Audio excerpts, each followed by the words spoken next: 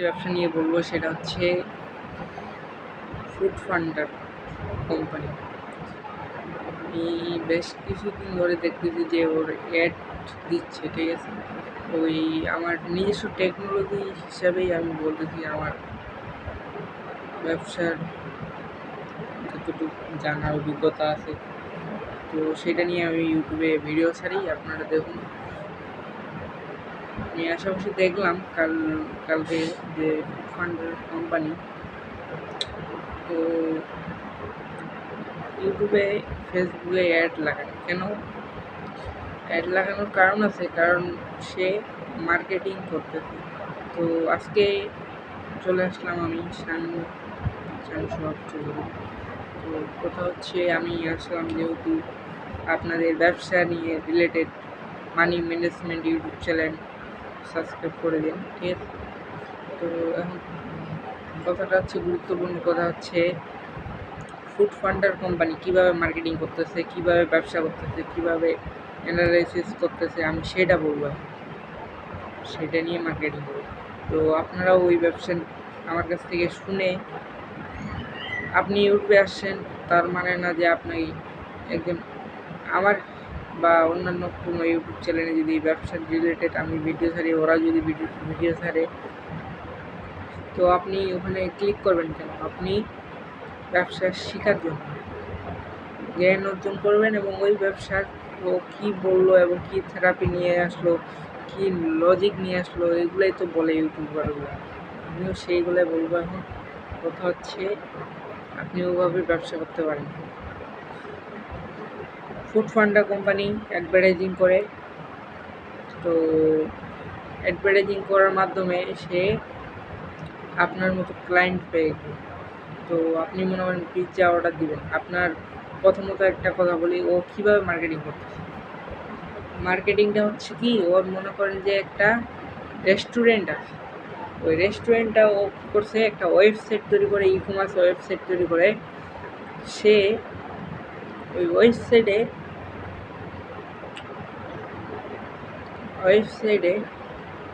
ও ঢুকছে। ওয়েবসাইটে ঢোকার কারণে ওখান থেকে সে ওর যে প্রোডাক্টগুলো, ওই প্রোডাক্টগুলো ওখানে দিল, এবং সে ইউটিউব ফেসবুক অ্যাডভার্টাইজিং করলো। অ্যাডভার্টাইজিং করার মাধ্যমে সে আপনার মতো ক্লায়েন্ট পেল, এবং এই ক্লায়েন্টের অল বাংলাদেশ সে একটা সিস্টেম করে দিল, অল বাংলাদেশ সে রাজত্ব করে নিল। কারণ আপনারা জানেন যে ইউটিউব ফেসবুক এরা সব জায়গাতেই আছে, এবং যাদের ফোন আছে তাদের কাছেই আছে। তো এই হিসাবে ও মনে করলো যে প্রত্যেকটা ব্যবসায়ী এরকম করে, কিন্তু অনলাইন ই কমার্স ব্যবসা হোক, অফলাইন ব্যবসা হোক না, কিন্তু অনলাইন মার্কেটিং, অনলাইন ব্যবসার যে কোনো মার্কেটিং করতে গেলে ওদেরকে আমাদের লাগবে। তো ওই ব্যবসায়ী কী মনে করলো যে ওখান থেকে কিছু লোক আমাকে আমার প্রোডাক্ট দেখবে, এবং সে যদি অন্য জায়গার হয়, মনে করেন আপনি ঢাকা থাকেন, ঢাকা থেকে আসবেন আপনি সিলেটে যদি আপনি আসেন, সিলেটের লোক আপনাকে তো দিতে হবে। তো ও কী করছে, আবার জায়গায় জায়গায় একটা করে লোক রাখছে এবং চাকরি দিছে, মানে জব 15-20 জনকে জব দেওয়ার কারণে সে প্রতিটা দেশের, বাংলাদেশের কোনায় ওরা প্রোডাক্টগুলো দিয়ে দিচ্ছে। এই হচ্ছে কাহিনি। তো ওই জন্য ওরা অ্যাডভার্টাইজিং করতেছে যে আমি তো ঢাকায় আছি, আমার সব হচ্ছে ঢাকায়, আমি অ্যাডভার্টাইজিং দেখাচ্ছি অল বাংলাদেশ, তো আমাকে তো দিতে গেলে আমাকে তো করতে হবে, লোক রাখতে হবে না, আমার যে সিলেটের লোকটাকে যে প্রোডাক্টটা দিতে হবে, ওটা কীভাবে দেবে। তো আমি দেখলাম যে ওইভাবে অ্যানালাইসিস করার পর সে ওখানে প্রোডাক্টগুলো দিচ্ছে সঠিক টাইমে। তো মার্কেটিং কিন্তু আর গ্রাহক ব্যবসা এরকমই। এটা আপনি যদি নামেন, তো বুঝে সুঝে নামতে হবে। আমি দেখলাম, তো আপনিও ওভাবে করতে পারেন অ্যাডভার্টাইজিং।